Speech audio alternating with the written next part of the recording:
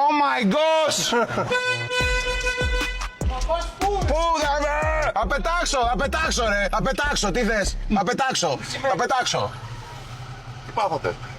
Τσακωνόμαστε. Για ποιο λόγο? Γιατί είναι με το τέτοιο... Τι?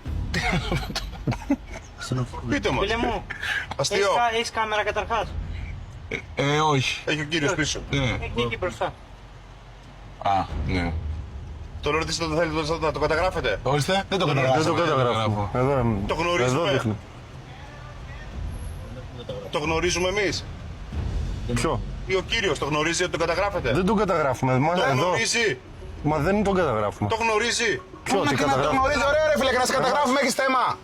Και να σε καταγράφουμε έχεις θέμα. Τι θέμα έχεις? Τι θέμα έχεις? Δεν καταγράφει, εδώ δείχνει. Δεν δείχνει τα πρόσωπά του. Προχώρα ρε φίλε που έχεις και θέμα.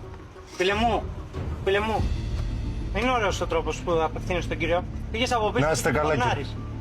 Έχετε δίκιο. Άλλο είναι η πλάκα, άλλο είναι... Αφού πλάκα ήτανε, τι... Ο κύριος μπορεί να μην το καταλαβαίνει όμως. Και να μην δέχετε και την πλάκα σας. Το ότι είστε φίλοι εδώ και κάνετε πλάκα ένας μεταξύ σας με τον άλλον, μπορεί να το δεχτείτε. Αυτός μπορεί να μην το δέχεται. Εντάξει, officer. Εντάξει. Λίγο σεβασμό στους υπόλοιπους.